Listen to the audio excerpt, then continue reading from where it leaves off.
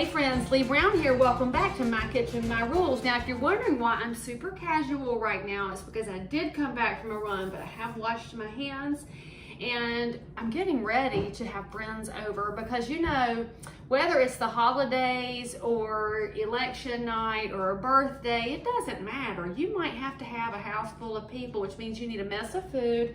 And when you need a mess of food that everybody likes, you make sausage balls. So we're gonna make sausage balls here in a minute, unless you're a vegetarian or vegan, in which case my heart is sad for you that you probably don't eat pork. But to make good sausage balls, you actually need Bisquick. But y'all know I'm kind of snooty about prepared foods, and some prepared foods I eat and some I don't. Bisquick is one, frankly, that, no offense Bisquick people, but you don't need to buy it. So what you need is a cup of flour, right? So to make your replica, you're gonna need a cup of flour. You need baking powder, not soda, okay? So we have White Lily flour, of course, and this is Clabber Girl baking powder. I just love that name, from Terre Haute, Indiana.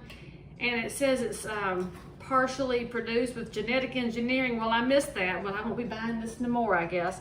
So anyway, you need 1.5 teaspoons of this. So remember, we measure with science. So there's a teaspoon, and let's get it to about a half.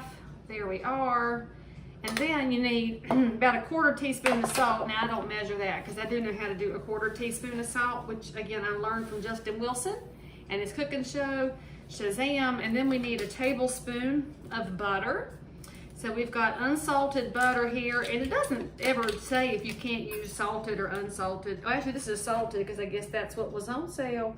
So we'll get 1 tablespoon of that. And then basically you're just gonna cut it into your flour here until it mixes up and makes nice little even crumbles. And this is how I do it. I just kind of gnaw at it like I'm, you know, gnawing on a bone, I guess. Just nothing fancy. I think fancy people probably would freeze this first to make it easier to cut up. So anyway, you could then, actually you could sift it before you put the butter in. After won't do you not near a bit of good.